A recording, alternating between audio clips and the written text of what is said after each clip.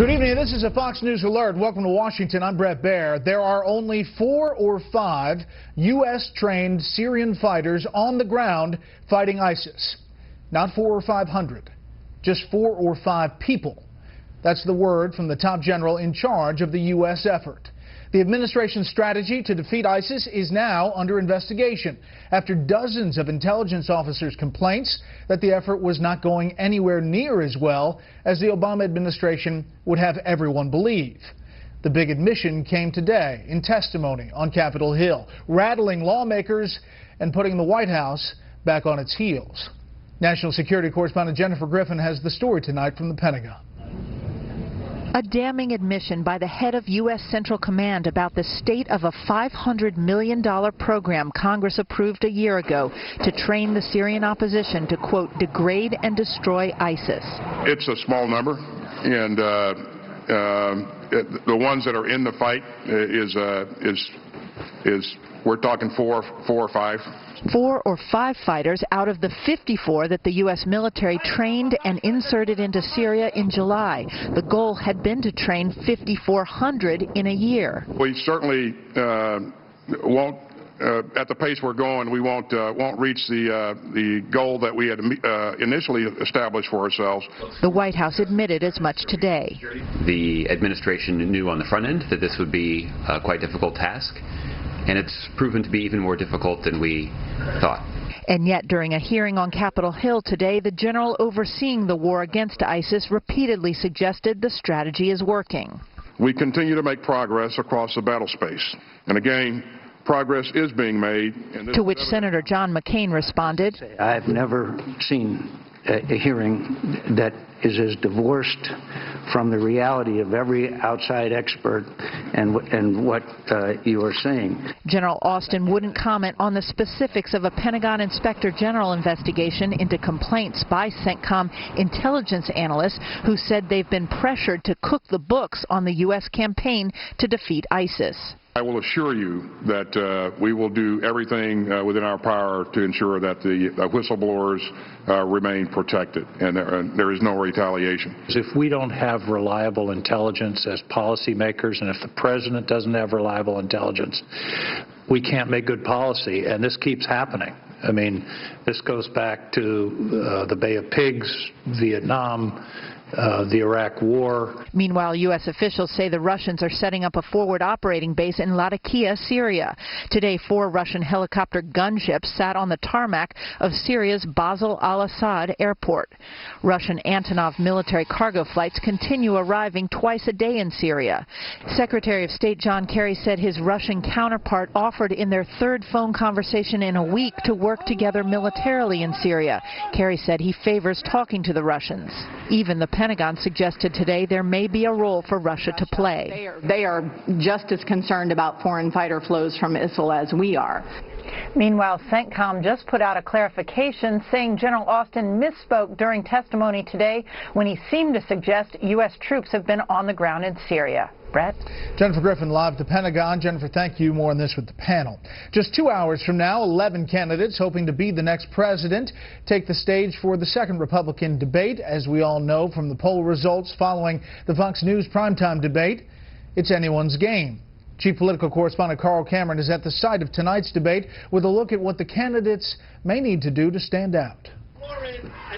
On the deck of the USS Iowa, the frontrunner last night delivered what was billed as a national security speech ahead of tonight's debate.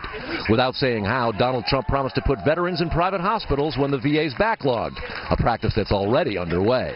The veterans are going to go to private doctors, private hospitals, public hospitals, and we're going to reimburse those doctors and those hospitals. He made a startling comparison. We have illegal immigrants that are treated better by far than our veterans. That's not going to happen anymore. It's potentially a huge night for the only woman in the GOP race who successfully played Trump's insults against him and made it to the primetime debate stage. It's a big opportunity, as I say, for me to introduce myself to the almost 50% of the nation and Republican primary voters who don't know my name and don't know I'm running for president. Dr. Ben Carson's in a virtual tie with Trump nationally and now in New Hampshire and Iowa as well, and plans a steady-as-he-goes debate strategy. I don't think that my strategy is going to change at all. The polls are not particularly surprising given the fact that I'm out there amongst the people a lot, and I've been seeing the level of enthusiasm and the size of the crowds for quite some time. All three outsiders have continually gained momentum since the last debate, unlike the experienced politicians who've been stuck in single digits. Jeb Bush needs to show he has the brass to beat Trump. Scott Walker has to restore his relevance. Ted Cruz needs a breakout moment if he wants to win Trump supporters. Kentucky Senator Rand Paul, who says he wants to give Trump both barrels, went to a shooting range and blasted the tax code today. Marco Rubio needs a charismatic moment to remind voters of his potential, and Ohio Governor John Kasich needs to accelerate the ascent he began in the first debate. Struggling for traction in the polls and on the trail, both Mike Huckabee and Chris Christie know their chances of catching on are dwindling. But that's true for all of the single-digit bunch. And organizers say the primetime debate may actually start a few minutes late, perhaps as many as 10 or 15 minutes late, but could go 2 hours and 45 minutes, perhaps even 3 hours. That means fatigue, irritation and frustration at perhaps not being called frequently enough, and even the need for a bathroom break could be such a distraction that any one of these candidates could end up having a rough night just because of the endurance test. Brett? Carl Cameron live at the Reagan Library. Carl, thanks. We'll have all the analysis post-debate right here on Fox News Channel. Hillary Clinton's campaign is getting ready to counter tonight's GOP debate, but with Bernie Sanders' popularity on the rise and a continued push for Vice President Joe Biden to possibly jump into the race, some Democrats are wondering out loud if her campaign should be more worried about the competition within her own party.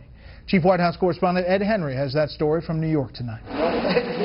Hillary Clinton was riding so high earlier this summer she held a low-profile event with nurses on the day Republicans first clashed at the Fox News debate and jokingly boasted about taking over the Oval Office. You know, 2016 is coming, and it's somebody's going to be president. And we need somebody. Today, that somebody was greeted with yet another brutal number.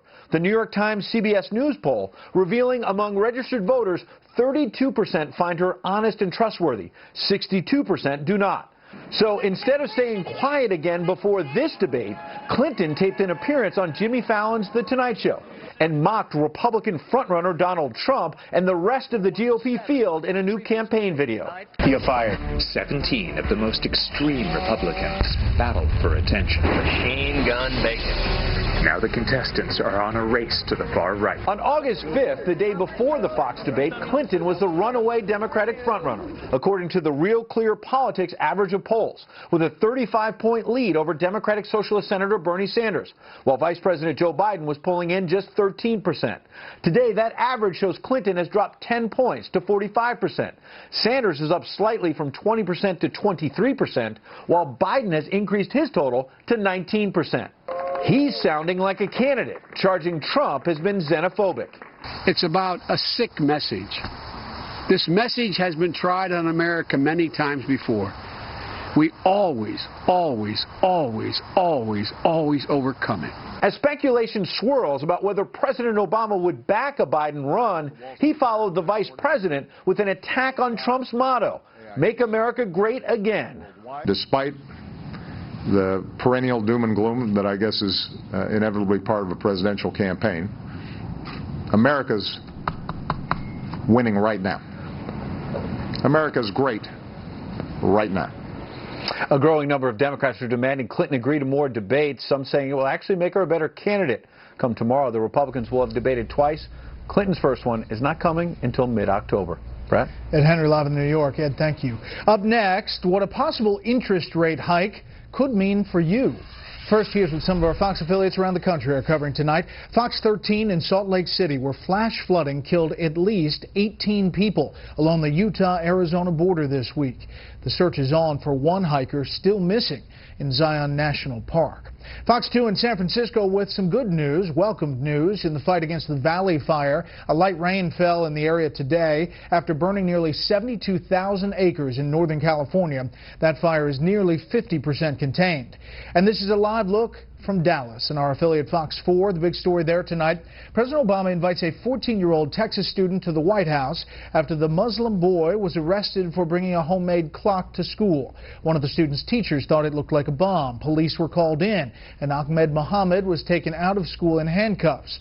Mohammed was suspended for 3 days, but no charges were filed. In extending the invitation to the White House, the president tweeted that, quote, "We should inspire more kids to like science." That's tonight's live look outside the Beltway from Special Report. We'll be right back.